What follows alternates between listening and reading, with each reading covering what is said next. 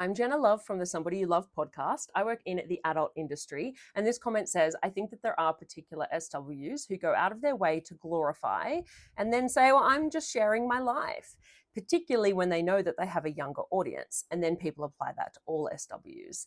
And I don't entirely disagree with this. I certainly think there are some people out there that fit into that category, and at the risk of being controversial and lacking in solidarity, from what I've seen, it tends to be people who are online only SWs, but happy to be proved wrong about that.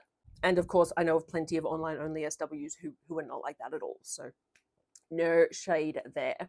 But I do think the concern over young people being exposed to that kind of content does come back to media literacy and social media literacy, which is something that we know plenty of adults don't have, and it's crucial for all of us living in this world to have, but even more crucial that we are instilling it in young people at quite a young age, at a very young age, because they're exposed to so much at a very young age, and I'm not just talking about sexual content. I think we know, most of us as adults, we know in our brains that a lot of what we see online is not real. We know that what people post on social media is generally a very positive take on their life without showing a lot of the negatives.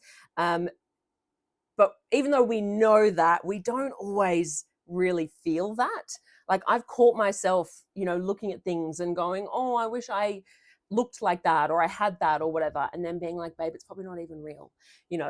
We know that, but whether we actually internalize it, I think, is a different thing. And I think we can apply that to a lot of people's social media accounts, including those that are business accounts and that are there purely for marketing, because even more so, right, you're not going to show the bad when you're marketing. And of course, that's only made worse in the adult industry because we keep getting pushed off of platforms and we keep getting restricted in what we can do and what we can say. And so we're having to find new and different ways of marketing our business. And that is putting us in places where we're more exposed to young people, which is not what any of us want. But we're constantly being restricted, and that's the outcome of that. But my husband has been watching these videos, and it's just his algorithm now. So it's all that comes up on his feed of people who are gardeners and who do lawn maintenance and landscaping and stuff like that. And his whole feed is just these people going in and cleaning up horrendous gardens and neatening them all up. It's all sped up, and it's very, very satisfying to watch, right? And if young people were watching that, we would want them to understand that the job of being a gardener is not as glamorous as that looks. It's not as satisfying as that, because you actually have to do the work and you're out in the sun and the elements. I think that's probably not a good example now that I say it. I remember back when I was studying to be a makeup artist, and there was a few influencers I watched who worked at Sephora or Mecca or, one of a makeup store. And it looked really glamorous. It truly did. I remember thinking wow, what a cool place to work. You're handling makeup all day. You're talking to people about makeup. But do you know what? It's retail. I actually, absolutely not. I have no desire to do that. But they weren't showing me the negatives of retail because A, they might lose their job if they did that. And B, because that's what they're putting out on social media, and the negative stuff isn't as well received, or people may not be comfortable sharing it. So I think that when we look at SWs who, we worry about might be glorifying the work, I think that's there's some valid ick there. I understand the feeling. But I think we have to remember the context around it, which is that it is marketing, and it is somebody's social media presence. And that does not mean it's appropriate for young people to look at it.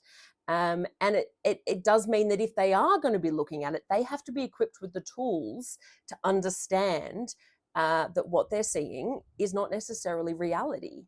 I also don't think we are in any danger of negative media around SW disappearing anytime soon. Like, people who are coming across this content that might seem to be glorifying things are absolutely also coming across examples of the stigma and the discrimination that we face on a daily basis. They are also seeing slurs used against us and hate thrown at us constantly.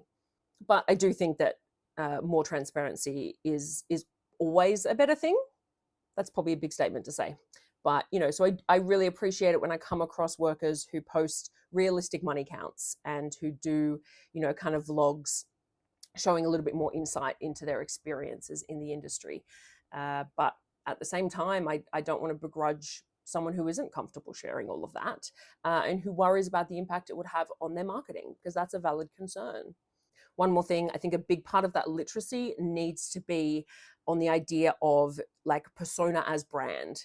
That, because, for a very long time, social media was just individuals. And, YouTube back in the day, right? It was literally kids in their bedroom and occasionally something would go viral. That's not what it is now. There's a little bit of that out there, but the vast majority of it is brands and is people who are brands and who are businesses and who are companies in themselves.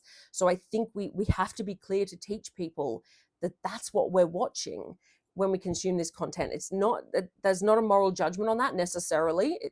I'm sure there's a lot of discourse around that, but we just need to know what it is that we're seeing.